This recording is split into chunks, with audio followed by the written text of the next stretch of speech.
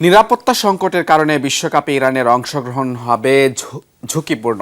তাই আসর থেকে দেশটিকে স্বেচ্ছায় নাম প্রত্যাহারের পরামর্শ দিলেন মার্কিন প্রেসিডেন্ট ডোনাল্ড ট্রাম্প নিজের সামাজিক যোগাযোগ মাধ্যম ট্রুথ সোশ্যালে করা এক পোস্টে। যদিও বিশ্বকাপে ইরান দলকে স্বাগতও জানিয়েছেন তিনি।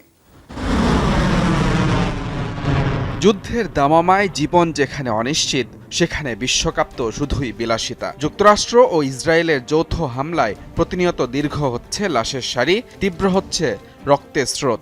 ঘোর অনিশ্চয়তার পথে মধ্যপ্রাচ্য সংঘাত, তার মাঝেই আলোচনায় ইরানের বিশ্বকাপ বয়কট ইস্যু। মার্কিন প্রেসিডেন্ট ডোনাল্ড ট্রাম্পের সঙ্গে সাক্ষাৎ শেষে ফিফা সভাপতি আশ্বস্ত করলেও বিশ্বকাপ নিয়ে নিজেদের অবস্থান জানাতে দেরি করেনি ইরান। বুধবার দেশটির ক্রীড়ামন্ত্রী স্পষ্ট জানিয়ে দিয়েছেন, নিরাপত্তা সংকটে যুক্তরাষ্ট্রে বিশ্বকাপ খেলতে যাবে না ইরান। যে দুর্নীতিগ্রস্ত সরকার আমাদের নেতাকে হত্যা করেছে, কোনো পরিস্থিতিতেই তাদের দেশে আমরা বিশ্বকাপে অংশ নিতে পারি না। গেল কয়েক মাসের ব্যবধানে আমাদের উপর দুটি যুদ্ধ চাপিয়ে দেওয়া হয়েছে, হত্যা করা হয়েছে হাজারো মানুষকে।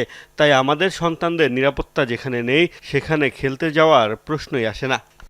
ইরানের এমন ঘোষণায় যেন মেজাজ হারালেন ডোনাল্ড ট্রাম্প। বিশ্বকাপে ইরানকে স্বাগত জানালেও নিরাপত্তা সংকটের কথা মনে করিয়ে দিলেন প্রচ্ছন্ন হুমকি। নিজের সামাজিক যোগাযোগ মাধ্যম ট্রুথ সোশ্যালে দেয়া এক পোস্টে বিশ্বকাপ থেকে ইরানকে স্বেচ্ছায় নাম প্রত্যাহারের পরামর্শ দিয়েছেন ট্রাম্প। বিশ্বকাপে ইরান জাতীয় ফুটবল দলকে স্বাগতম, তবে তাদের জীবন ও নিরাপত্তার কথা বিবেচনা করলে এখানে আসা ঠিক হবে বলে আমি মনে করি না।